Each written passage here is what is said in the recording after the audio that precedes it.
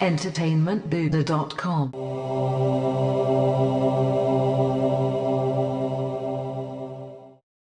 Hey now, fans of books being turned into movies, Matt Haywood here with entertainmentbuddha.com to review The Dark Tower, which according to the internet is loosely based on the Stephen King novels of the same name.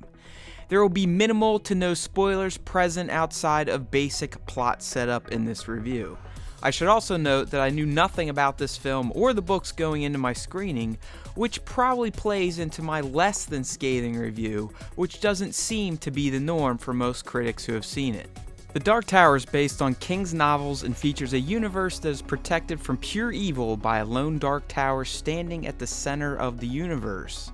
Within the borders of this tower's reach lay different worlds, and in the film we mostly visit Midworld and our own version of Earth, which is called Keystone Earth.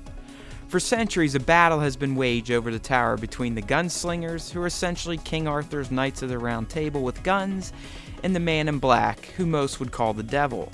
The Man in Black, who also goes by the unassuming name of Walter, is hell-bent on tearing the tower down so he can bring death and destruction to every world it protects, so the gunslingers are charged with foiling his attempts.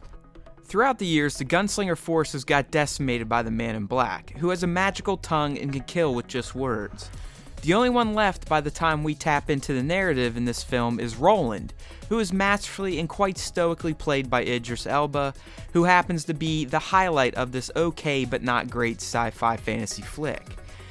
The Dark Tower starts off by showing how the Man in Black plans to take down the tower, which involves kidnapping kids from other worlds who have shine, or psychic powers, and strapping them into a weapon that shoots shine beams at the tower that affect it in the worlds protected by it greatly. While this is going on, we meet Jake Chambers, who is a teen living on Keystone Earth who has dreams about events that have taken place in Midworld and are currently taking place in Midworld. Through these dreams, he learns of the Man in Black and his plans, and he also learns about the gunslinger Roland. Naturally, Jake becomes a target of the Man in Black and his face-changing forces, so he gets thrust into the ordeal and quickly finds himself in Midworld looking for the gunslinger to save the day. Now, in terms of the film's qualities, I can say there are few, but it's not what I would call a standout summer release. Although, I do have to say that I was entertained, so for me this film isn't a total disaster or bore. I feel that people like me who have had no prior introduction to the Dark Tower through the books will probably enjoy it more than those who have a deep knowledge of King's work. It just seems a bit rushed, and I have to imagine that loads of lore are glossed over in favor of a snappier pace and shorter overall runtime. From what I saw in Midworld alone, I could argue that there could have been another 30 minutes of world building added to the script, which would have explained more about the history of this world and the conflict between the Man in Black and the gunslingers. Jake, who's played quite well by Tom Taylor, does offer up an interesting narrative of his own, but it's the sci-fi and fantasy-laden world of Midworld that featured the most interesting characters in action. So I would have preferred to learn more about the history of the conflict rather than the tail end of it. I just feel as if the main characters got shortchanged in terms of development, and if it weren't for the expert skills of Elba and McConaughey, neither of them would have come off as anything more than generic foils of each other. The same can be said for the overall world of the Dark Tower.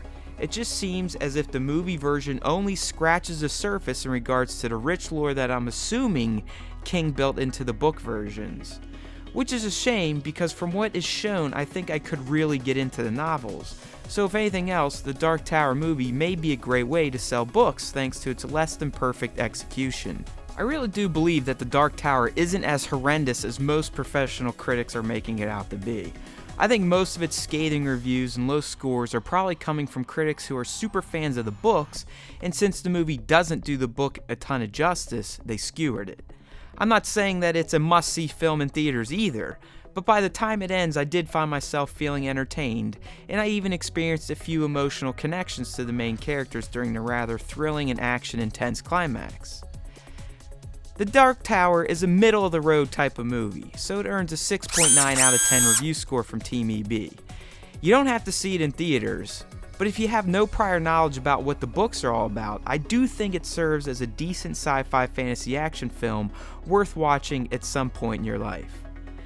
Thanks for checking this out, people. This is Matt Haywood signing off for EntertainmentBoo.com, where we strive to make you a better geek one post at a time. EntertainmentBuddha.com